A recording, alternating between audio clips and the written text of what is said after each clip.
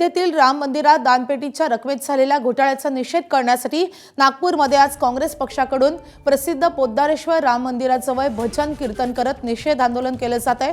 या आंदोलनामध्ये मोठ्या संख्येने काँग्रेसचे कार्यकर्ते सहभागी झालेत। रघुपती राघव राजाराम पतितपावन सीताराम हे कीर्तन गात टाळ मृदुंगासह काँग्रेसचं आंदोलन सुरू झालं।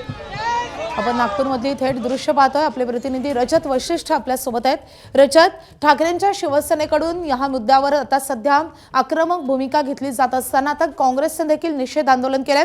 काय स्वरूप आहे या आंदोलनाचं?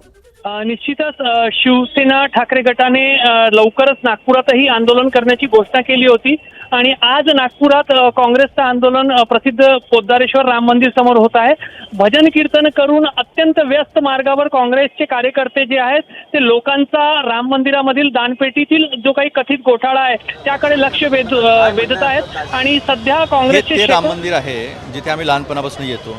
हे ते राम मंदिर आहे जिथे रामनवमीच्या दिवशी इथून जी झाकी निघते त्या झाकीसोबत पायी पायी चालणारे आम्ही लोक आहोत। रामाला या चोरांच्या चुंगलमधून तावडीतून सोडवण्याचं हे आंदोलन आहे। यांच्यासाठी राम म्हणजे वोट, यांच्यासाठी राम म्हणजे नोट, अशा पद्धतीचा जो धार्मिक व्यवहार राजकारणामध्ये करून ठेवला आणि पोटापाण्याचा व्यवसाय प्रभू रामचंद्राला केलं त्याच्या तावडीतून सोडण्यासाठीचं हे आंदोलन आहे। आपण पाहिलं असेल की आपल्या संविधानाने काय सांगितलं की तुम्ही तुमच्या दैवताचं आराध्याचं तुम्ही पूजा तुमच्या पद्धतीने करू शकता। आपल्या संविधानामध्ये प्रभू रामचंद्राचा फोटो आहे, आपल्या संविधानामध्ये महावीर, आपल्या संविधानामध्ये सर्व आपल्या संस्कृतीचं रिफ्लेक्शन जे आहे ते आपल्या संविधानामध्ये दिसतं आणि त्याला गालबोट लावण्याचं काम जे आहे ते भाजपानं सातत्यानं प्रभू रामचंद्राच्या नावानं केलं। आणि चोरी केल्यानंतर पण बेशर्मी इतकी आहे की ज्यांनी चोरी सांगितली, महिपाल अकाउंटंटनी चोरी सांगितली त्याला काढून टाकलं, ज्या व्यक्तीनं चोरीकडे बोट दाखवलं त्याला दूर करण्याचं काम केलं, साधू संतांना दूर करण्याचं काम केलं, प्राणप्रतिष्ठा या देशातल्या शंकराचार्यांचा अधिकार त्यांना दूर करून टाकलं, बिना पत्नीची प्राणप्रतिष्ठा करण्याचा प्रयत्न केला।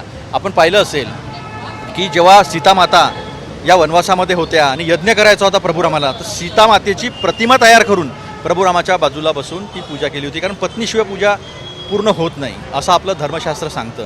पण या सगळ्याला तळा देऊन केवळ आणि केवळ निवडणुकीसर आणि राजकारणाचं जे काम केलं आहे प्रभू रामासोबत त्या तावडीतून सोडवण्याचं हे आंदोलन। महाराष्ट्रातील अनेक कारसेवकांनी कारसेवा केली होती। एबीपी माझा, उघडा डोळे बघा नीट।